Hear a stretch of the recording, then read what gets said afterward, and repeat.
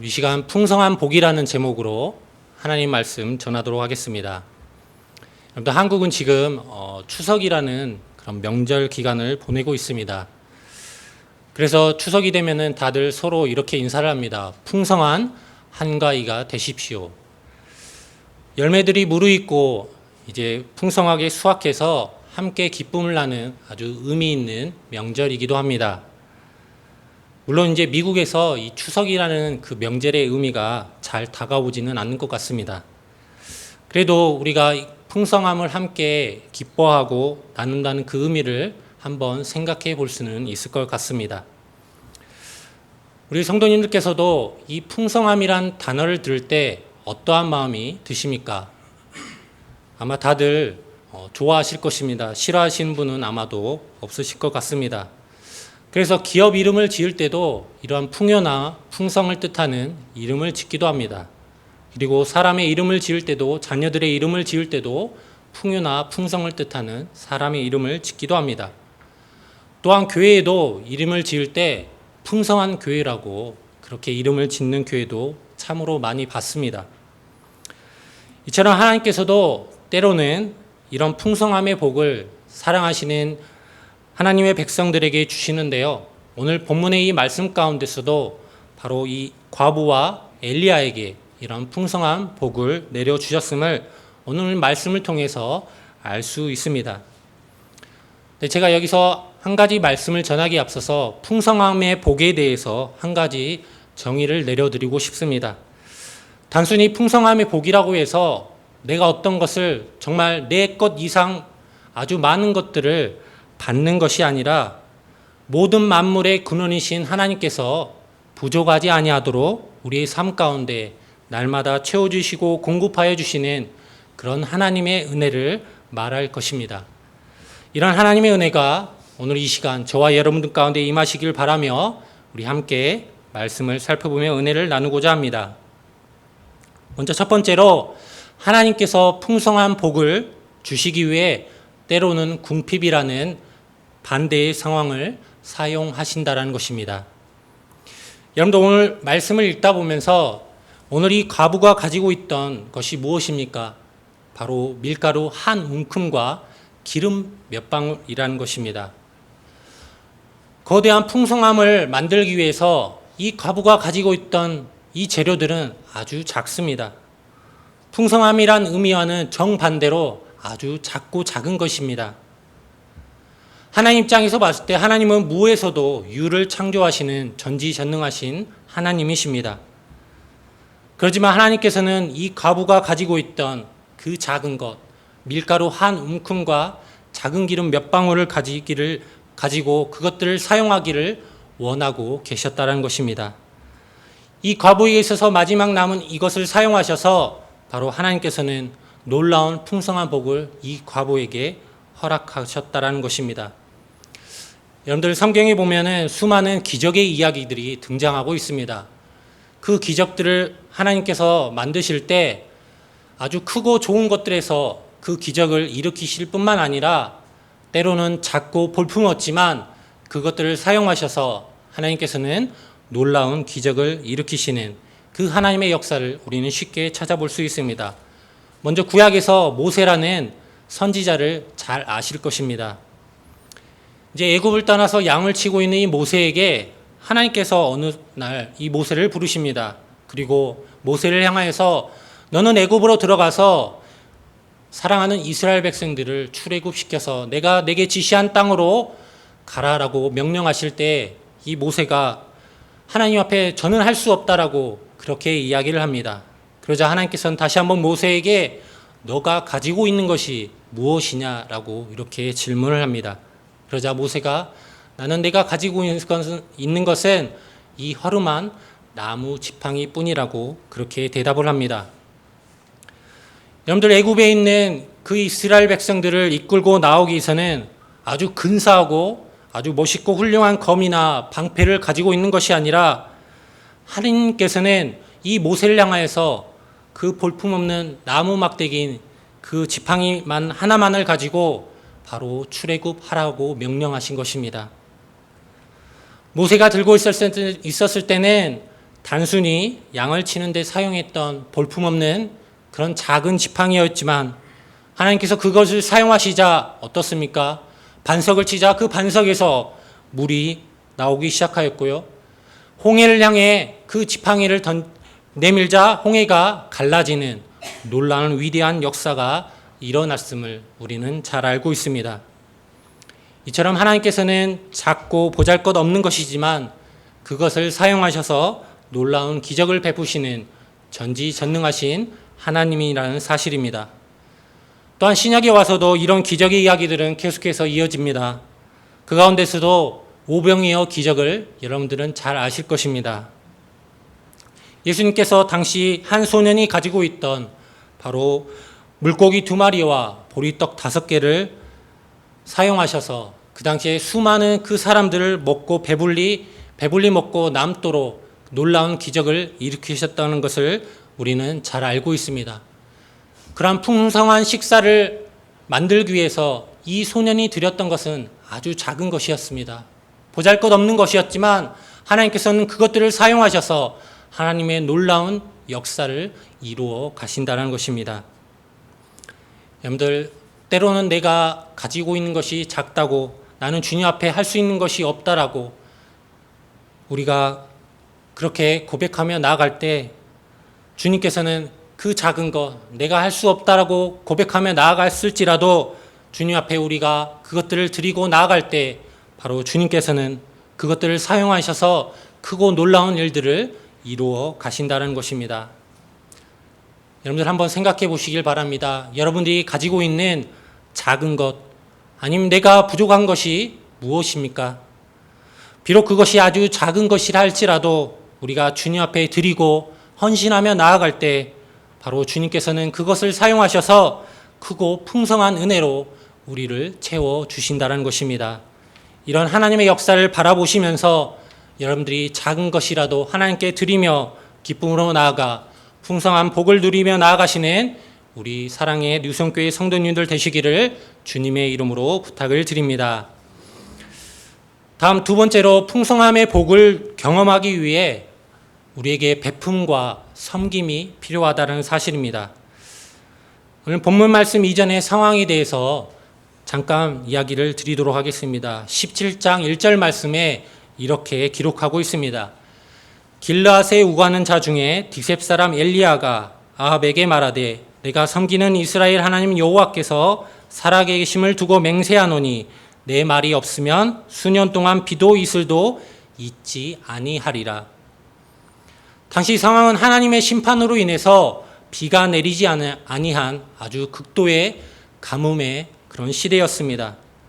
그래서 엘리야는 이제 하나님께서 명령하신 대로 그리 시냇가로 가서 그곳에서 먹고 마시며 지내게 됩니다.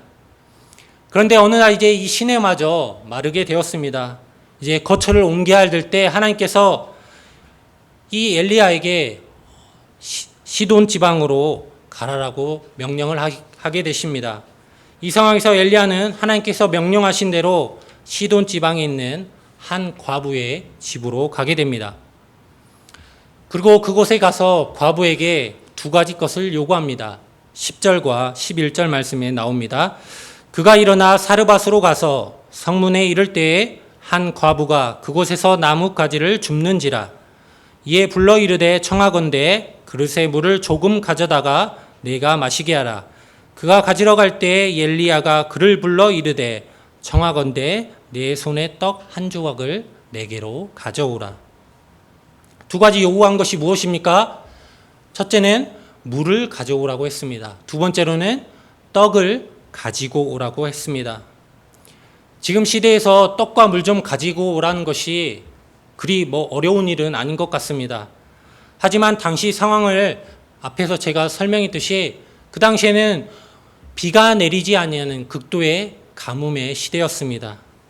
그런데 그런 상황 속에서 물을 달라고 하는 것은 당시에 가장 귀한 것을 달라고 요구하는 것과도 같았을 것입니다. 엘리야 시절 이 상황에서 물은 어쩌면 금보다 더 중요했을지도 모릅니다. 그런데도 엘리야는 그 상황 가운데서도 과부에게 물을 달라고 요구하고 있는 것입니다. 아마 자신의 것도 물먹기에도 모자랄진데 그것을 포기하면서까지 이 엘리야에게 마실 물을 주게 됩니다. 그리고 이어서 떡을 달라고 요구를 합니다. 그런데 이 과부가 이제 너무나도 자기의 그 신세에 대해서 너무나도 비참한 나머지 이 엘리야를 향해서 자기 신세 한탄을 하게 됩니다. 그 말씀이 12절 말씀에 나옵니다. 그가 이르되 당신의 하나님 여호와께서 살아계심을 두고 맹세하노니 나는 떡이 없고 다만 통에 가루 한 움큼과 병에 기름 조금뿐이라. 내가 나뭇가지 둘을 주어다가 내와 내 아들을 위하여 음식을 만들어 먹고 그 후에는 죽으리라. 가진 게 없어서 이제 세상에 대한 불평과 자기 신세를 비판하면서 이제 자기 아들과 죽으려고 하는 이상 가운데서 이런 자기 하소연을 이 엘리야에게 하고 있는 것입니다. 우리가 세상적으로 바라봤을 때 이런 과부의 이야기를 들었을 때 어떻게 반응을 하시겠습니까? 아마 내가 가지고 있는 거 조금이라도 이 과부에게 주면서 먹고 힘내라고 어떻게든 살아야 된다라고 이야기를 했을지도 모릅니다. 이런 과부의 사정을 듣고 이제 이 엘리야가 이렇게 대답을 합니다. 우리의 생각과는 다르게 엘리야가 이렇게 얘기합니다. 엘리야가 이르되 두려워하지 말고 가서 내 말대로 하려니와 먼저 그곳으로 나를 위하여 작은 떡 한 개를 만들어 내게로 가져오고 그 후에 너와 내 아들을 위하여 만들라. 오늘 저는 이 말씀 가운데 오늘 이 13절 말씀이 너무나도 마음에 와닿았습니다. 그 말씀 가운데 먼저 나를 위하여, 과부 자신이 아닌 발로 엘리야를 위하여라고 오늘 말씀하고 있는 것입니다. 그 남은 재료를 가지고 자신과 자기 아들을 위하여 사용한 것이 아니라 바로 오늘 이 집에 왔던 이 엘리야를 위하여, 나 자신이 아닌 남을 위하여 그것을 먼저 베풀고 섬기라라고 말씀을 하고 있는 것입니다. 여러분들, 나를 위한 삶이 아니라 남을 위한 삶을 살아가는 것이 결코 쉬운 일은 아닙니다. 그런데 하나님께서는 성경을 통해서 꾸준히 우리에게 나 자신을 위한 삶이 아니라 남을 위한 삶을 살아라고 계속해서 우리에게 말씀하고 계십니다. 나 자신만을 위한 마음이나 생각이나 신앙의 모습이 아니라 오늘 이 말씀처럼 바로 엘리야를 위하여, 즉 남을 위하여, 더 나아가 주님을 위하여 이러한 삶을 살아가시는 여러분들의 모습이 되시기를 주님의 이름으로 부탁을 드립니다. 주님께서는 끊임없이 우리에게 말씀하십니다. 누가 나를 위하여 세상을 향해 섬길까? 누가 나를 위하여 세상에 나가 복음을 전할까? 주님께서는 계속해서 우리에게 이런 질문들을 던지고 계신다는 것입니다. 근데 예수님께서 이렇게 말씀만 하신 것이 아니라 예수님 삶 역시 바로 남을 위한 삶이었다는 것입니다. 여러분들, 예수님께서 지신 십자가가 누굴 위한 십자가이십니까? 십자가를 그렇게 지시고 예수님의 영광을 위해 지신 십자가입니까? 아닙니다. 예수님 자신을 위한 십자가가 아니라 바로 저와 여러분을 위한 십자가였다는 것입니다. 그런 예수님의 희생과 사랑이 있었기에 우리는 죄에서 사함을 받고 구원을 얻을 수 있게 되었다는 것입니다. 이런 베풀고 섬김의 삶을 사셨던 그 예수님께서 오늘 동일하게 우리에게 말씀하십니다. 누가 나를 위하여. 특별히 부하고 가진 것이 많은 것에서 다른 사람을 베푸는 것도 물론 실천되기 어렵지만, 특별히 내가 가진 것이 적고 힘든 상황에서 남을 위해 베풀 수 있다는 결단과 행동은 아마도 결코 쉬운 일은 아닐 것입니다. 하지만 하나님께서는 어떠한 상황이 있든지 간에 우리에게 남을 위해 섬김과 베품을 원하고 계신다는 것입니다. 할 수 없는 상황 가운데서도 우리에게 말씀하십니다. 다른 사람을 위하여, 더 나아가 주님을 위한 그런 베품과 섬김의 삶을 살라고 우리에게 요구하고 계신다는 것입니다. 제가 유튜브에 있던 어느 감동 영상 가운데 하나를 소개하려고 합니다. 제가 이 영상을 보면서 저도 참 많은 감동을 받았는데요. 그 스토리에 대해서 간략하게 이야기를 해드리도록 하겠습니다. 어느 한 노숙자가 이제 길가에서 자고 있었습니다. 이제 지나간 사람이 그 노숙자가 길에서 자고 있는 가운데 그 노숙자의 가방 가운데 어느 한 돈을 집어넣고 가게 됩니다.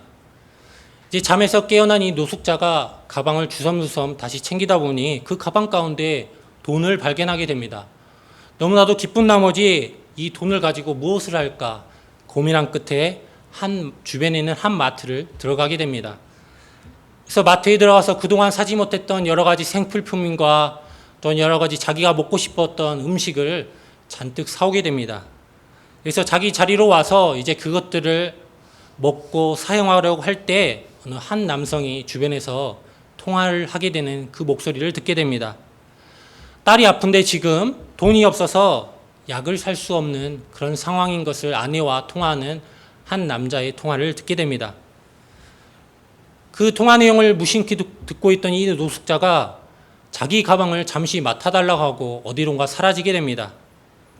그리고 한참을 지나고 나서 돌아온 후에 이 통화를 했던 이 남성에게 돈을 쥐어주면서 빨리 가서 딸에게 약을 사서 먹이라고 그렇게 돈을 주었다는 것입니다. 알고 봤더니 이 노숙자는 자기가 샀던 그 물건들을 다시 마트에 가서 다시 환불을 받고 그 환불 받은 돈을 바로 이 남성에게 바로 베풀었던 것이었습니다. 이런 노숙자의 삶을 보고 이 노숙자에게는 그 이전보다 훨씬 더 많은 더 큰 행운이 이 노숙자에게 찾아오게 되었다는 것입니다. 그리고 이 영상을 봤던 수많은 사람들이 정말 감동을 받았다. 나도 주위에 있는 어려운 사람들을 위해 돕고 살아야겠다라고 그런 수많은 댓글들을 또한 달고 있는 것을 보게 되었습니다. 이처럼 우리가 세상을 살아가면서 세상에 있는 수많은 모든 사람들을 도울 수는 없지만 우리가 내 주변에 있는 이웃들이나 친구들 또한 직장 동료들을 우리가 그 주변에 있는 사람부터 우리는 차근차근 도울 수 있을 것입니다. 이제 이 본문의 말씀으로 다시 돌아와서요. 이제 이 사르밧 과부는 남은 밀가루와 기름으로 아무것도 가지고 있지 않는 배고픔에 굶주려는 엘리야를 향해 이제 떡을 만들어 대접을 하게 됩니다. 본인도 힘들고 어려운 절박한 상황 속에서도 나보다 더 어려운 바로 이 엘리야를 향해 섬기고 있는 것입니다. 이처럼 나의 것을 포기하고 남을 위해 베풀고 섬기며 살아갈 때 바로 하나님께서는 그런 사람들 향해 또한 베푸시는 놀라운 풍성한 복을 내려주신다는 것입니다. 여러분들 가수 션이라는 분을 아마 아실 분도 아실 텐데요. 이 션이 아주 기부를 잘하기로 소문난 연예인이기도 합니다. 이 션이 자기가 힘들고 어려운 무명의 시절부터 그가 조금씩 기부를 했는데요. 근데 그 기부를 하면 할수록 하나님께서 채워주신 은혜가 너무나도 풍성하고 감사해서 자기가 그 기부를 끊을 수가 없고 하나님 받은 것 그 이상으로 계속해서 기부를 하자 하나님께서는 더욱더 놀랍도록 채워주셨다라는 그런 간증의 이야기를 들었습니다. 이처럼 하나님께서는 바로 하나님의 말씀에 순종해서 그러한 삶을 살아가는 사람들에게는 이처럼 하나님께서 놀라운 복을 내려주신다는 것입니다. 또한 성경은 이렇게 말씀합니다. 잠언서 11장 25절 말씀에 구제를 좋아하는 자는 풍족하여 질 것이요. 구제를 좋아하는 자에게는 바로 하나님께서 풍족한 삶을 바로 만들어 주신다는 것입니다. 구제를 좋아하는 자, 남을 위해 베풀고 도우며 섬기고자 하는 자에게는 더 풍족해지는 그런 삶이 된다라고 성경은 또한 우리에게 말씀해 주고 있는 것입니다. 오늘 이 사르밧 과부처럼 우리 누성교회 성도님들 역시 나 자신을 위한 삶이 아니라 남을 위하여 베풀고 섬기며 나아가서 바로 하늘로부터 내려오는 신령한 풍성한 복을 누리며 나아가시는 우리 귀한 사랑의 성도님들 되시기를 주님의 이름으로 부탁을 드립니다. 다음 세 번째로 이 풍성의 복을 경험하기 위해서는 하나님의 말씀에 순종해야 한다는 것입니다. 오늘 말씀 가운데 우리는 두 가지 순종의 모습을 찾아볼 수 있습니다. 그 두 가지 순종의 모습은 첫째로 엘리야의 순종의 모습이고요. 두 번째로는 이 사르밧 과부의 순종의 모습입니다. 먼저 엘리야의 순종의 모습을 한번 이야기해 드리도록 하겠습니다. 이제 엘리야가 그리 시냇가에서 지내고 있을 때 하나님께서 이 엘리야에게 시돈 지방으로 가라고 명령을 하십니다. 그런데 엘리야의 입장에서는 이 말씀에 순종하기가 아마 주저했을지도 모릅니다. 왜냐하면 당시 자신을 죽이려고 했던 아합 왕과 바로 이세벨을 피하여서 그리 시냇가로 숨어서 지내고 있는데 그 죽이려고 했던 그 이세벨의 고향이 바로 이 시돈 지방입니다. 그 고향 땅으로 가서 지내라고 하는 것입니다. 가다가 그곳을 지키고 있는 수많은 병사들을 만날 수도 있고 또한 그 병사들에 붙들려서 죽을지도 모르는 그 상황에서 하나님께서 그 시돈 지방으로 가라고 명령하실 때 이 엘리야가 그 말씀에 순종해서 오늘 이 시돈 지방으로 가게 되었던 것입니다. 또한 과부의 입장에서 과부가 가지고 있던 것이 무엇입니까? 밀가루 한 움큼과 또한 기름 몇 방울이었습니다. 그것을 가지고 이 엘리야를 대접하라고 이 엘리야가 요청을 하였을 때 이 과부가 바로 하나님의 사람이 엘리야의 말에 순종해서 그 하나님 말씀에 순종해서 이 엘리야를 대접하였을 때 어떠한 놀라운 일들이 일어나게 됩니까? 바로 오늘 16절 말씀 가운데 바로 여호와께서 엘리야를 통하여 하신 말씀같이 통의 가루가 떨어지지 아니하고 병의 기름이 없어지지 아니하리라. 여러분, 하나님께서 이 과부에게 없는 상황에서도 그것을 남을 위해 베풀고 섬기고 드리라고 하신 그 이유가 무엇일까요? 그것은 아마도 이 과부가 하나님의 사람인 이 엘리야의 말을 하나님의 말씀으로 듣고서 그 말씀을 받고 그 믿음으로 순종할 것을 바로 기대하셨기 때문이라는 것입니다. 그리고 그 말씀대로 행하였더니 그 선포된 말씀이 그대로 이루어졌다라는 것입니다. 바로 여인에게 보고자 하셨던 믿음은 그 마지막 밀가루와 기름 몇 방울로 만든 떡을 바로 하나님 말씀에 순종하여 드리는 것이었습니다. 한편은 우리가 이렇게 생각해 볼 수 있습니다. 이 여인에게 있어서 마지막으로 의지하고 있는 것이 무엇일까? 우리는 생각해 볼 수 있습니다. 이제 그 밀가루 한 움큼과 기름 몇 방울로 만들어서 그 먹을 떡을 아마 이 여인은 마지막으로 의지하고 있었을지도 모릅니다. 이제 그것을 먹고 내가 아들과 죽어야지. 아마 그것을 바라보면서 그것을 붙잡고 있었을지도 모릅니다. 그런데 하나님께서는 이 과부를 향하여서 네가 붙잡을 것은 네가 만들어서 먹을 떡이 아니라 바로 살아계신 이 하나님의 말씀을 붙잡고 나아가길 원하고 계셨다는 것입니다. 바로 살아계신 하나님을 의지하며 나아가기를 바로 원하고 계셨다는 것입니다. 여러분 삶 가운데서 마지막으로 붙잡고 의지하고 있는 것들이 있으십니까? 아니면 나는 이것을 결코 놓치지 못할 거야, 나는 이것을 포기할 수 없어 라고 하는 것들이 있으십니까? 여러분들 그것을 내려놓고 우리가 살아계신 하나님을 바라보면서 하나님을 의지하며 나아갈 때 나의 것을 붙잡는 삶이 아니라 이제는 하나님을 위하여 하나님 말씀만을 붙잡고 나아가는 그런 삶이 됐을 때 바로 우리에게는 이전과 다른 놀라운 하나님의 풍성한 은혜를 바로 경험할 수 있게 된다는 것입니다.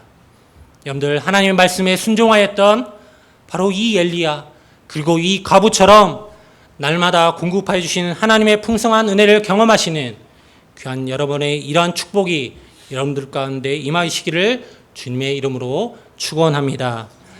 말씀을 정리하도록 하겠습니다.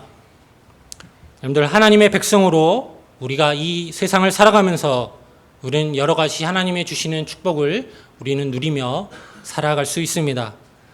그 가운데 우리가 풍성한 하나님의 복을 누리기 위해서 우리는 먼저 우리가 처한 상황이나 여건이나 우리가 환경 가운데 불평불만할 것이 아니라 하나님께서는 때로는 그것을 사용하셔서 놀라운 기적의 역사를 만들어 가시는 분이라는 것입니다. 그리고 내가 가지고 있는 것이 정말 밀가루 한 움큼과 기름 몇 방울만큼 작고 하찮은 것이라고 할지라도 그것을 내가 주님 앞에 가지고 나와서 우리가 주님 앞에 드리며 헌신하며 베풀고 섬기며 나눌 때 하나님께서는 그것을 보시고 또한 놀라운 풍성한 은혜를 채워 주신다는 것입니다.